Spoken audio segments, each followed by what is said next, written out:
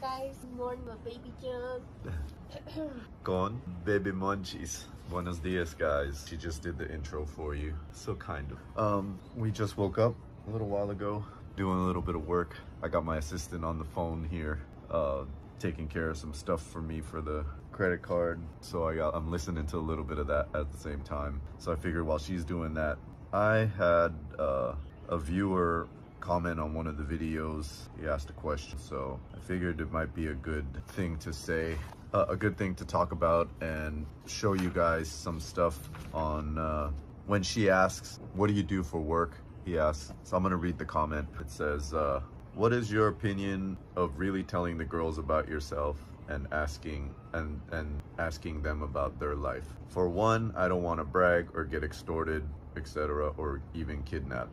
Then on the other side, if I ask them about their life, it can likely be a sob story. It's hard to find one of these girls who ain't got a kid or some sob story. Therefore, sometimes meeting new girls and having multiple dates, I find myself not wanting to share or ask them about themselves. A girl I really liked asked me the other day, do I have a problem that she has a 12-year-old kid in a wheelchair and she's 24? I mean, she's fun and super hot, but everyone, including me and you, got shit with them. How can I share that I don't work, etc. because of real estate investment, past career, dope selling? It seems to me a bad idea in some ways to let these girls know you are any type of way, some type of flush, like you're a good target. And so I thought it was a good thing, because what he wrote, this guy seems to have retired young and travel around the world. He's been to a lot of the places I've been, and so he knows about the life. He's been living it for I don't know how long now, but he's been living it long enough to have experienced a lot of girls, and not just in one place, but in different places. So I'm gonna go over what he talked about in the beginning. He says, my opinion about telling them about yourself and asking them about their life. He doesn't want to brag, get extorted, or kidnapped. So we'll talk about that real quick. I worry about that too. Like, you know, like the girls, they come over and they don't like ever really say anything or ask. They don't even care. I'm gonna read the comments that someone responded, and then I'll read what I responded. So Juan Patel writes, stay a mystery. If you're only meeting single moms, you just ain't looking in the right places. Why bother even playing someone else's save game? Single moms are single for a reason. And then the guy, he replies, it's Latin America, good luck finding one that ain't got a kid. That's a unicorn. These girls start fucking early, especially in Mexico. And I replied, they are out there. I found a couple unicorns and I'm still enjoying them. When they aren't corrupted yet, they don't care about what kind of work you do or how much money you make. That stuff actually bores them. So it's possible to find those unicorns. Just don't go looking for them in bar girls or working girls or any type of that scene. They are already corrupted and about the money at that point. I'll cover this topic you brought up in a video. And so those are the responses. And like the guy said, you know, why bother looking for single moms? So there's two things we're talking about here. So what are you looking for? That's the first thing you gotta like ask yourself. Are you looking for a girl to bang? Or are you looking for a girl to be a girlfriend or a possible wife? Because that changes everything as far as like what you're willing to take or the standards or whatever it is that you're gonna be doing with the girl. Like if you're traveling and you're just trying to bang whatever, then single moms, who cares? You can't discriminate against that. What are you gonna do? If that's what you're looking for and they're the ones offering the service, then you gotta take what they're given, right? And so if those are the only options, what are you gonna do? You're gonna go home alone then if you're being too picky. But if you're looking for a girlfriend, the unicorn, that type of girl that's not a single mom, that isn't all about the money, that's super caring, super sweet, fun, like the girls that I've found, they exist. It's not easy to find them. Like for me, I gotta start hunting again. It's not easy, so I gotta start fucking finding. I have a bunch of girls I know, but not like the ones that I spend the most time with, and those are the most important ones to me because they are kind of like what he's saying, the unicorn without the kids, that don't really have a drama or trying to find out about what you do for a living. They're not about the money. They don't care about that. And so those are the ones that are hard to find. It's easy to find girls, but it's hard to find this type that we're describing right now. And when you do, those are the ones that you're going to want to spend the most time with, because of course they're the ones that are out of the ordinary from all the ones that are out there. They're not like all the rest of the girls. So that's my point right there. So they do exist. And here's the thing, like, if you're looking for that, okay, it goes back to the two things you're looking for. You're either looking for someone to bang because you're on vacation, or you're there temporarily, and then okay, your standards got to go down, way lower, and you got to settle for you got to take the single moms or whatever drama they got. And it's like, you're not trying to support them, be their boyfriend, their husband, or anything. So who cares at that point?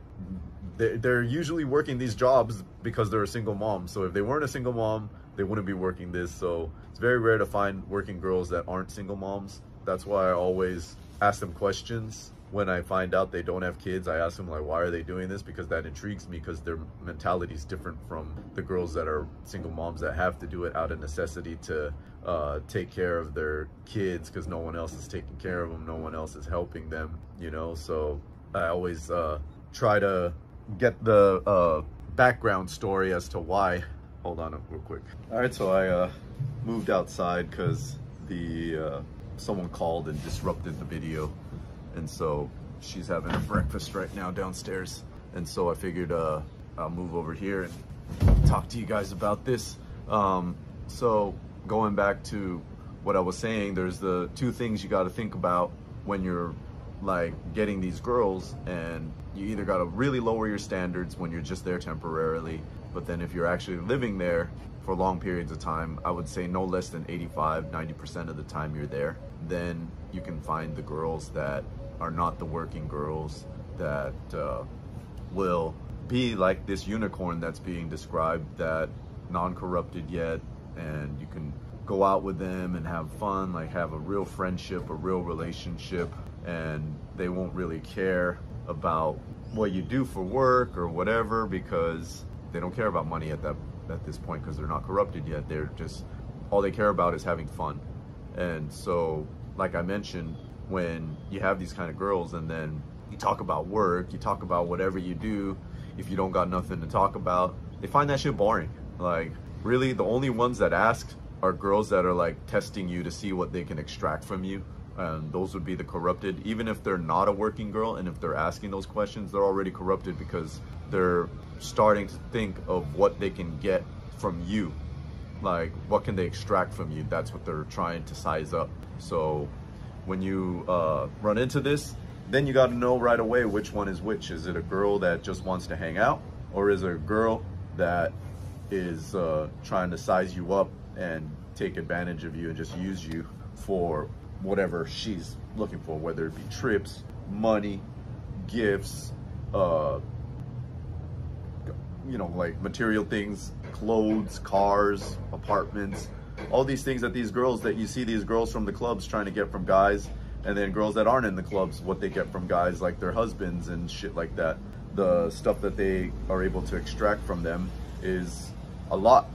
And so these girls sized up these guys before they went in for the kill, if you want to call it that, and got what they want. So they exist. I know we're calling them unicorns because it's very rare, and that to me makes me feel even more appreciative of what I have, because I've been able to find a couple of these so-called unicorns, and it's short-lived. You got to enjoy it while you can, really fast, because it's short-lived. They all get shiny toy object syndrome.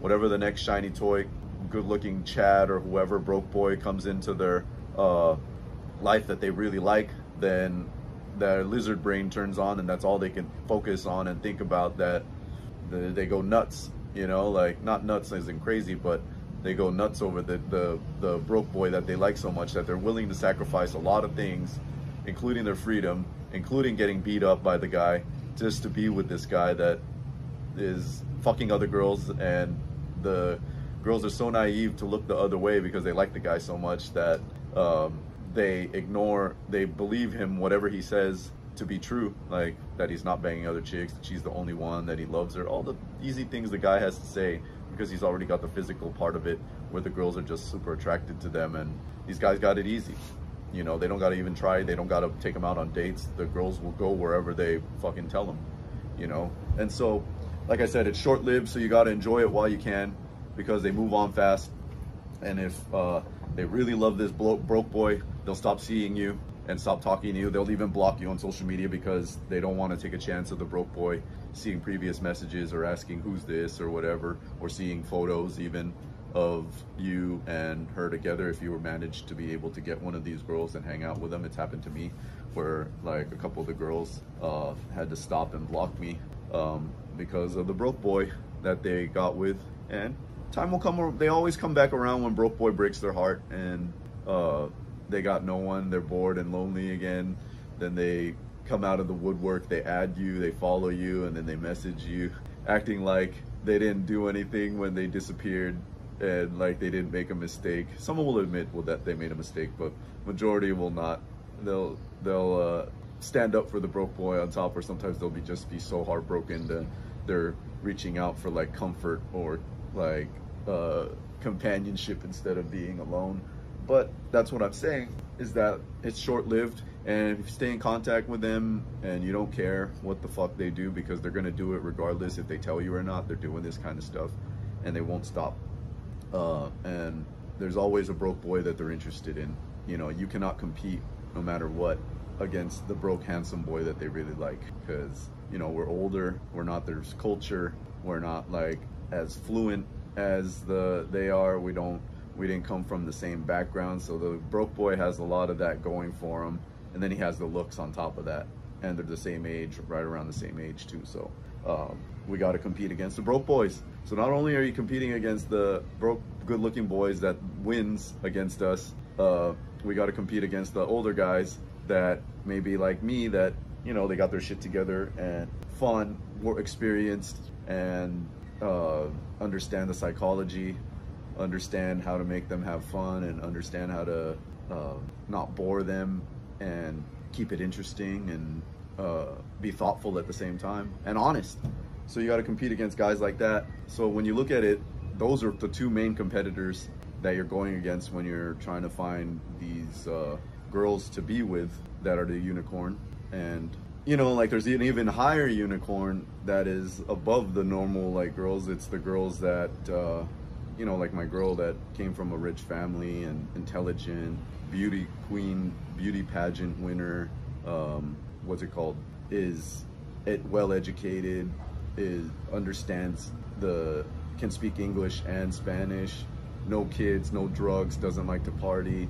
You know, like those don't come along very often, and that's why like she's been the best one I've ever been with, and I loved her so much because I wouldn't have been with her if she didn't have like majority of the qualities that I was looking for. Like out of the 10 things that I'm looking for in a girl, she probably had like 8 of the 10 things, which is very hard to find in one girl.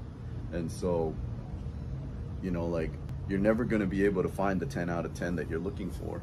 You have to compromise on some of the stuff that you are missing, like the 2 out of the 10 that she's missing. Then you got to compromise and just be happy with the 8 out of 10 good things that you're looking for, that's ideal, that you're looking for in a mate, in a long-term partner that you want as a girlfriend and potential wife. And so though that I'm a lot more selective on it if I'm going to be with them.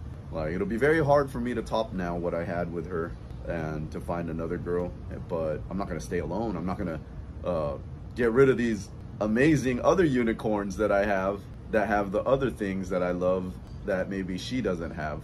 And so it's just give and take, and if you can find the others to kind of fill the void, but at the same time the one that has the 8 out of the 10 ain't gonna like it, which she didn't like any of the stuff, you know, like the more well off they are, the more educated they are, the more they expect, the more they demand, and the more that they won't want to take the shit. La bonga algo para Ay, me enviaron de trabajo. bonga o gallo. Okay. Man, look at that view back there. I just noticed it. Fucking palm trees and the beach. I'm gonna take her to this other place to show her like crocodiles. I'm gonna take her to the they call it the Mangalar. It's like the wetlands. I'm gonna take her to see some turtles and crocodiles and birds and iguanas out in the wild. It's fucking awesome. the waves are starting to die down. I'm gonna paddle out here back there. It's a little bit, it's bigger here. It's like 7 feet back there. So where was I before she came up and kind of distracted me?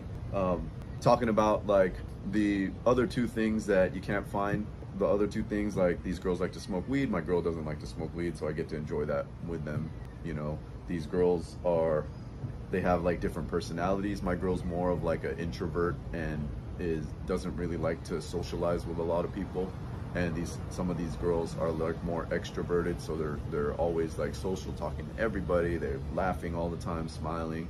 That's you know, a little bit different from what my girl has versus what these girls have. And so, you know, if you are able to have options, if you've got your life set up to where you can have options, not just working girl options, but like normal girl options where they're friends, and it's almost like a friends with benefits situation, but with friends with benefits, but with some sort of affection and feelings involved, but not in love like a wedding or like long-term girlfriend type love, like the way I love. There's like two different loves. There's the love that you really love someone, that's the only person in your heart that you love. Then another kind of love where they're like important to you, they're close to you, they're like best friend kind of, and almost like a girlfriend kind of way. But maybe you understand what I'm trying to say if you've experienced both type of loves that I'm talking about. And so the other things that are lacking, then you find. And going back to my point of, if you want that, you got to be there, guys. You can't make a relationship by not being there. You got to be there. That's what builds the relationship, is hanging out. You can't do it online. You can try, but online you're not going to be able to hang out in person. There's going to be someone else hanging out in person, filling the void of the physical part of it. And if you can't fill that part, it's going to be filled by someone else. And maybe you can be there and talk to them. You can be there and talk to them and be their emotional tampon online or on the phone, but you want to hug them, you want to like be affectionate with them, you want to do things, experience things together, and be intimate at the same time. Hola, what's up guys? Had to interrupt the video to bring you guys an important announcement. A lot of you guys watching, I've been receiving tons of messages from guys that are virgins, that haven't been laid yet, that want to get laid, and maybe guys that have already been laid, but they're not getting access to girls where they're at, so they want to get laid still. You know, these guys are getting taken advantage of, reaching out to escorts, strippers, or whatever they're reaching out to, wasting all that money. If you really need help that bad and you want to do it that bad, reach out. I'll help you guys. We'll discuss whatever it is that you're facing. It can also be other stuff. Maybe you're heartbroken and need advice or need something to help you get over that heartbreak. Maybe you have a wife or a girlfriend where you feel like she's cheating on you or things just aren't the same. I can help you analyze the situation and get over it. I've gone through a lot of relationships already with girls from all over the place, all over the world, different places, you know, so I've seen all the things that they do. Been in long-term relationships, so I know what a marriage feels like. I know what divorce feels like. I haven't been divorced, but in a long-term relationship to where I felt like divorce, pretty much. And so I've seen a lot of people go through it, and I can help you guys that are going through these type of things too. If you need help, maybe like going to another place, I can put you in touch with people in different places in part of my network, or find people that are viewers as well that can help. That's why I'm doing this, to get the word across of the things that I can help you with. Not just that, if you own a business and you're accepting credit cards and you're still paying the fees, you don't got to pay the fees no more. You're pretty much just throwing your money in the trash. You're better off just using it on yourself, splurging, taking a vacation, enjoying like this in a pool in a tropical location somewhere where there's nothing but palm trees around and tropical birds, that kind of stuff, where the weather's perfect. You could be doing that instead. Or if you have some friends or family that own businesses that are still wasting their money paying the fees, you know, I'll be able to help. So I can help with a number of things, and I'll be glad to, you know, put you guys in the right direction. Same if you guys want to go to Costa Rica, I got friends out there. Cancun, I got friends down there. Philippines, I got a lot of friends out there. So you guys need help on any of that stuff, reach out. I'll be glad to put you in contact, so that way you can have a better experience all around. All right, talk to you guys soon. Adios. Without that, you're not building nothing. You're building a fantasy, you know? And so you got to be there 80-90% of the time, no less than 80, to have the real thing. And a lot of guys try to do that, try to get these relationships by only being there 10-20% of the time. and 80% at home working, trying to make money to get back out there. And so, you know, like what he said about getting the girls and them asking about your life, let's go back to that and address that. When they ask about your life, remember that they're the kind of girl who's already sizing you up. And so at that point, you say whatever you want. They don't need to know. In the book, The Professional Bachelor, I always bring it with me, and I was reading some of it. He says, oh, I buy stuff and I sell stuff, and I keep a little bit of it. I keep a big chunk of it.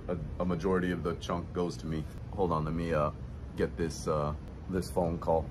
All right, sorry, a call came in, but the girls that ask you are sizing you up. The girls that don't ask don't care, and that's a good sign. That's like one of the first signs that you'll need to think about as to why are they asking already. There we go. Get this right back here. So you're gonna think about why are they asking you that, and always try to figure out like the why part. Like, what do they want to know that for? Are they actually just curious to know what you do, or are they like curious so they can see if you're a good prospect for them to keep trying to take advantage of and get resources off of you? So my answer to his question about telling the girls about yourself and what they do, you can just make up some shit if you want at this point. Remember, they don't know you. They don't know what you do. You know, like a lot of the things I see that this mistake that people do is that their career is kind of what makes them as a person. So like, let's say a lawyer or a doctor, they always like to tell people that they're a lawyer or a doctor because it's a boost their ego. You know, people know that it's a high paying job, and then they get the respect from them doing the job. And what the mistake they make is that's what makes them as a person. Their whole thing is them being a doctor, them being a lawyer. Whereas, you know, for me, I don't even say why. My life is just my life. Like on social media, my name ain't like doctor whatever or attorney this on social media, you know. And so some people make the mistake of their career is their life.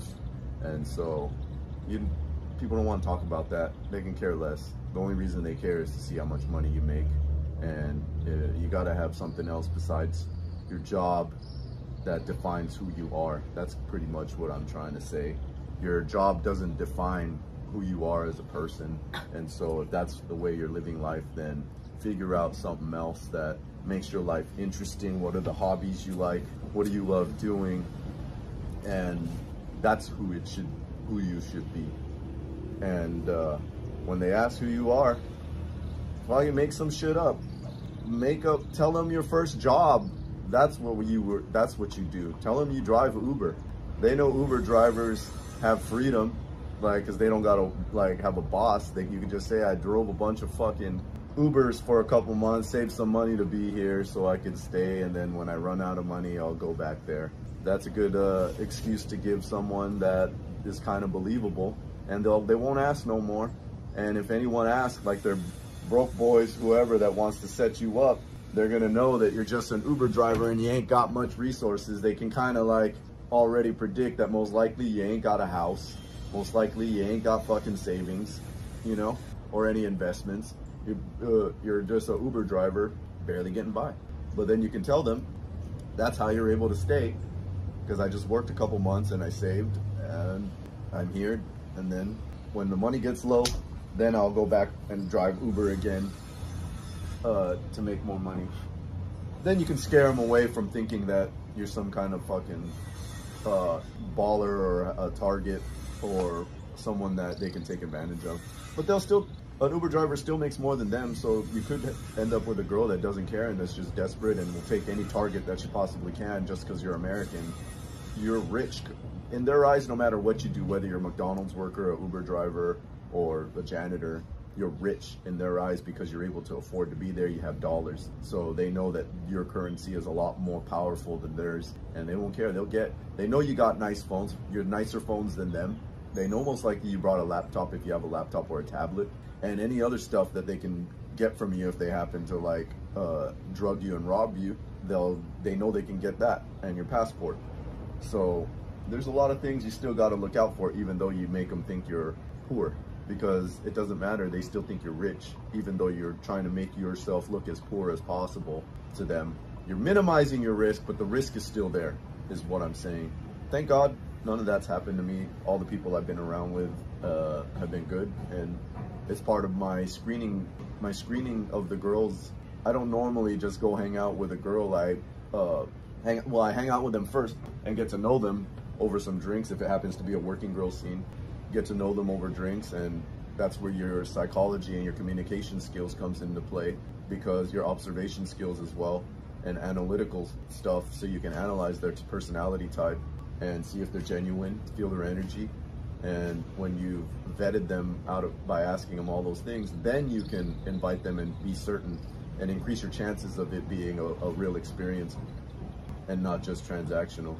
And if the time comes where you vetted them and they eventually try to take advantage of you or ask you for money, they may not try to rob you, but they may ask you for money and help go down their list and try to ask for help from guys they know, which they all do eventually, especially when times are slow. They're gonna do it.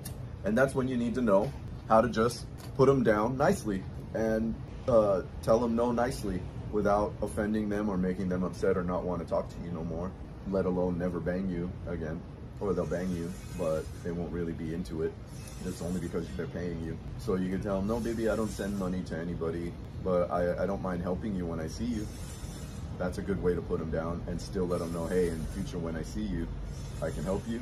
Or you can tell them, hey, look, money's tight right now. I'm here, I'm trying to work, and like the Uber's not doing so well, or my job cut my hours, and so I'm trying to look for another job and I can't really send money right now. I need to pay for my stuff over here. Come up with some shit to make them feel sorry for you and make you feel make them feel bad for asking, you know? So you gotta play the game too. You gotta be smarter than they think they are smart, you know? And that's why I'm teaching you guys all this stuff, so you don't get taken advantage of. And use everything that I'm telling you. From the first time you start talking to them and meeting them, start analyzing that person right then and there. And you'll get better with this with time. You know, I appreciate the outreach, the comments, and the emails. And if you can, share these videos with a friend, or also at the very least, just give it a like. It doesn't cost anything or take more than a half a second for you to click the like, because then what it does when you click like, YouTube will suggest the videos to other people that have the same interests as you. So that's kind of like how the whole algorithm works. And so that goes and helps a lot too, you know? Like, if you're not writing comments or sending donations or whatever, pressing like and writing a comment helps greatly as well, you know, because then YouTube will know that you find it useful, and that it'll start suggesting, it'll know that it's a legit video that can help somebody, and it'll start suggesting it to other people that are kind of like watching the same things that you're watching. The more people you're around, the more people you talk to, you'll start to see. Ask them some probing questions, like where you know the answer, that if they would be telling the truth, and see if they tell the truth. If they are lying about little things, they're gonna lie about big things, and then you already know you can't really trust them at that point. And so be careful with those. Those are the ones you gotta be a little bit more cautious of what you do, where you go, what information you tell them that you share with them. That's what you need to be more aware of when you find out that they've already lied to you about something, because they're not so trustworthy and they don't really care to tell you the truth. So look out for those red flags. He doesn't want to brag, get extorted, or kidnapped. Yeah, that's true. That's what I'm saying. Minimize in their eyes your value, but still your value is still up there, even as an Uber driver. And then on the other side, if I ask them about their life, it can likely be a sob story. It's hard to find one of these girls who ain't got a kid or a sob story. Well, you're going to a third world country, you know? That's the reason they're doing this for you for a measly $100, you know? Like, they ain't doing it because they want to do it, and they don't want to be with you. We ain't their first fucking choices of guys they want to be with or have sex with. So if they didn't have that kid, the sob story, they wouldn't be doing this. And so, you know, if you really like them and you really care, then you're gonna want to know about them, whether it's good or bad. But majority of the time, it's gonna be bad. They ain't fucking living in mansions. They wouldn't be doing this if they were fucking rich. So get used to it. You're gonna have to deal with that everywhere. That's gonna be a given. It's gonna be very rare. until you start meeting like the normal girls who come from middle class or upper class families that aren't working girls, then you won't be dealing with that. You'll be dealing with actual background stories of the places they've actually been to, the things that their family has done, the things that their family does. They're gonna share all that stuff with you, and it's not gonna be these sob stories. And sounds to me like the viewer that wrote this is all he's dealing with are like working girls, and so you're gonna run into this single moms and the sob stories, the bad backgrounds, the trouble, the bad decisions they made to get them into this position. If they were making good decisions from the beginning, they wouldn't be in this position, regardless if they were poor or, you know, whatever. They would work hard and do something respectable to try and get themselves out of the situation they're in, instead of becoming a prostitute or a whore or a working girl. So that's the second part of the question. Beautiful day, paradise. The girl you really like asked the other day, do I have a problem that she has a 12-year-old kid in a wheelchair and she's 24? So it looks like she had a kid at 12 years old and mentally retarded or handicapped. And if he has a problem with that, be like, I don't have a problem with it, because I'm not trying to be your boyfriend or your husband, but we can have our fun together. Just be honest, guys. Don't lie, you know? Don't make her feel like, oh yeah, I love your fucking kid in the wheelchair. I'm gonna take care of him as my own, like he's my son. No, don't say nothing like that. Just let them know the truth. They'll respect you more for it, and they'll know that you don't apologize for who you are, and that's who you are. You know, if you don't like it, you let them know, like, hey, I'm your boyfriend for the night or for the week or whatever. I ain't your boyfriend or your husband or the baby daddy, for that matter. And you're not looking to be a baby daddy. And let them know, and then they'll know that, all right, this guy means what he says, and whatever he says, he does. You know what I mean? Like, if you don't like it, you're not going to accept it. And it's up to her whether or not she wants to still keep hanging out with you or whatever. And she'll put a stop to whatever she's thinking, or she might have these expectations that you said you were gonna take care of my kid, and like hold that to you and bring it up to you in the future, you know. And he then asked, she's super fun and hot, but there you go. Of course they're gonna be hot. That's why you wanted them in the first place, especially if they're a working girl. And how can I share I don't work because of real estate and past career? You don't have to share that. Like I mentioned, like lower your value however you can, and that'll help to lower the risk. Juan writes, stay a mystery. If you're only meeting single moms, you ain't looking in the right place. Why bother even playing someone else's safe game? Single moms are single for a reason. Like I said, there's the two things you gotta be looking for. Are you looking for just the quick temporary relationship for the fun, because you're only there on vacation for a short time? Or are you looking for the long term because you live there, you have the time, you have the resources, you have the freedom to build the bonds and then you avoid single moms at all costs for long-term relations. And then he said, stay a mystery. You can't really stay a mystery, like, because if you want to lower the risk, then if you're gonna leave it up to them to think about what you do for a living, they might think you're fucking rich and make a mistake. You don't want to get robbed or killed or kidnapped because of their mistaken thinking, because you stayed a mystery. Like I said, minimize the risk. Let them know you fucking do the Uber thing, or you do DoorDash or some kind of food delivery wherever, where they can understand why you're there, if you're there for a long time, that how you're able to be there, and that you saved up your money and you're just taking a break from work. And that way it'll also give them the sense of like, oh, he's leaving soon, so I better, if they really like you, then they're going to want to spend more time with you. So that's the reason for you're giving yourself a time limit for them, so to make them realize like, hey, I ain't gonna be here forever. Then they'll give them a little bit of pressure to want to hang out. That's if they really like you and they want to hang out, and they'll want to hang out with you more. So I think that's pretty much it for this, like, to answer his question and to go over what he was saying. I'm gonna add something here. Some other guy wrote a comment and he did a good analogy about Colombia, since we're already done with this other topic. And this guy writes, this is from the Colombia video where the 25-year-old Asian guy got drugged and robbed, and then he got killed over there for meeting a girl on Tinder, and he went out with her. So this guy writes a comment: Colombia is backwards on many items, including processes, social norms, ethics, and a basic regard for human life. Even the higher strata people can surprise you with a dark side that's really well hidden. You won't notice with a 4 or 6 day trip. Try living there for months. Online dating in Colombia is now a full-time job. You need to screen and verify hard. You'll find that many girls won't want to play ball with your screening. Block them. It's not that fun on a long-term basis. Colombia is Russian roulette. It's how many cylinders your personal revolver has that puts you at lower risk. And then I replied, good analogy with the Russian roulette. And it's like being in Colombia, even the locals there are scared to date strangers, so they only date like people that they've been introduced to from a person that they trust. That's the people that they date majority of the time to minimize their risk of being drugged or robbed. It's so common over there. And so what he was saying, it's like Russian roulette living over there. It's only a matter of time. You're pulling the trigger each time on an empty chamber until it fucking happens to you. So that's why I said I like that hidden agenda. And then like what he's talking about going into the online dating, don't even bother going on the online dating, guys. You got to meet the girl in person. You're just wasting so much time online trying to swipe on all these girls, unless you have an assistant doing it for you. But it's the only place, it's a place where scammers are going, and like girls that are rejects that can't get a guy. You think a girl that is like high on the value that we like, sexual marketplace value, and has the things that you want. A girl that's like super sweet, super hot, super fun, super caring, interesting, and like appreciative and all that is not going to be swooped up. No, they're already going to be swooped up locally by somebody there or someone that they met through going out somewhere or whatever. They're already going to be with that person. They're not looking online no more. The girls online are rejects. They got mental problems. They're not able to hold down a relationship. That's why they're there. Or they're single moms trying to scam you, or fat girls. That's a lot of them are fat girls on there. So don't even bother with the online thing. I just wanted to share that because of the analogy he made.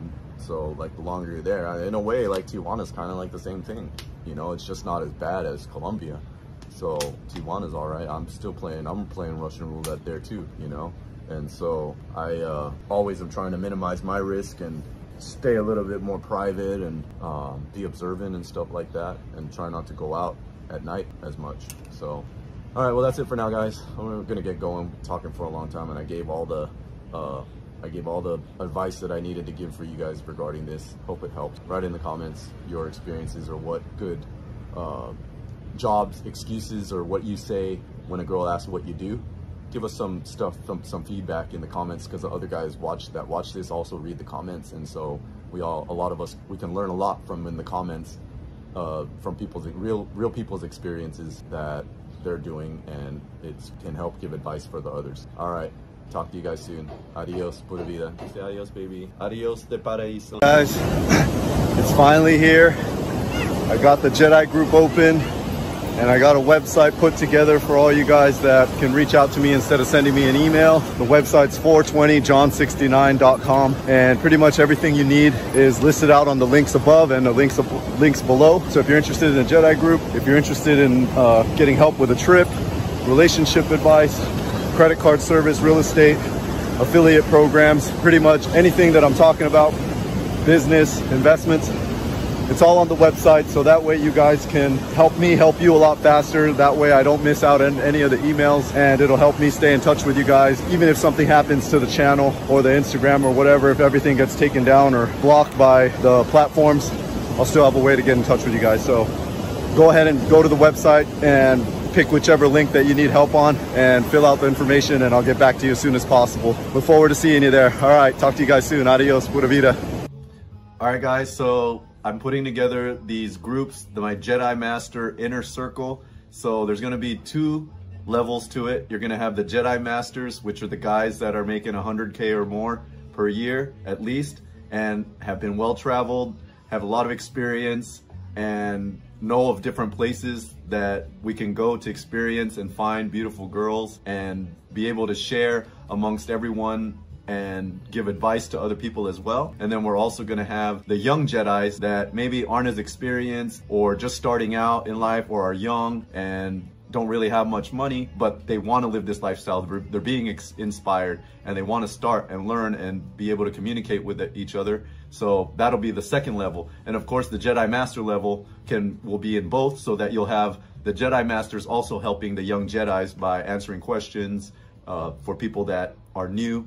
And then the Jedi Masters, what we're gonna do is have like trips maybe once a year where all of us Jedi Masters come together and go to a destination where we'll be able to experience all of this together and share and network and share financial advice, how to make money. It'll be how to make money, how to deal with breakups, how to meet girls. Pretty much everything that you're seeing on my videos that I'm teaching, we'll be able to network and do it in person and put together these groups and meetings for people and kind of be me as the connector, connecting all of you guys together, because I'm getting all these messages from people from all walks of life in different parts of the world. And a lot of you guys tell me that you don't have anyone to share these experiences with or share your stories and share all the knowledge that you've accumulated throughout the years. And once you communicate with me, it's like you're spilling your entire story because you're so excited to tell someone finally, because there's no one else you can take. Can't tell your friends, can't tell your family, and there's no one you can ask questions. There's no one you can share these intimate details with. And so I want to bring you guys together with other like-minded people that are watching my videos and kind of want to live this lifestyle as well. And let me know which Jedi Master or Jedi part level in the inner circle that you want to be in. There's going to be either the young Jedi or the Jedi Masters. And the Jedi Masters is going to be 500 for you guys to join. That's the screening process. And then we got the young Jedis for 50 bucks. That way it's affordable. And the 500 is to screen out. Obviously, if you're doing well, 500 isn't much. And then it keeps out the people that aren't serious. It's kind of like how to weed out the people that aren't really real. And of course, there's going to be moderation, and there's going to be like content moderation where I moderate who gets in and interview the people that want to come in to make sure they're real. And that way, everyone that's in the group is actually there because they want to be, and that they share this similar outlook on life and want to live this type of life and level up even more, make more connections, make more friends, kind of like me and Tim, the 72-year-old that you've been seeing interview, and other people you haven't seen in my videos that I hang out with. It'll be kind of like being into the inner circle and make these kind of bonds that will last a lifetime, and these kind of memories that we can share together and have some awesome adventures together. You guys will be invited once you pay the entrance fee, and then we'll get you in. All right, guys, that's it. Adios. Pura vida. You say adios, baby. Adios. Bye. Well, guys, if you coming down here to Cancun, Playa del Carmen, I have friends down here as well that can take care of stuff. If you're heading down to Costa Rica, I got friends in Costa Rica that can help take care of the stuff, you know, help assist with transportation and activities and lodging and things like that. And then the business that helped me live this life is the credit card service business. So if you own a business and you're still paying the credit card fees, you don't have to do that anymore. Stop wasting your money. You could be enjoying it every month instead of like whatever you're paying to the bank, $1,000, $2,000 to the bank every month. You take it and go on a vacation. Look at the ocean, how beautiful it is down here, and the weather's perfect. It's so early in the morning, I'm already sweating. It's tropical, and people are swimming down there, if you could see. And the only thing I wish that was down here is that there was more waves. But like I said, if you own a business, you don't have to pay for the fees. You can use it for vacation, take your family out, reinvest in your business, or whatever it is you want to do with it. It's way better than wasting it, paying it to the bank and getting nothing in return. So that's it. All right, that's it for now. Talk to you guys later. Adios.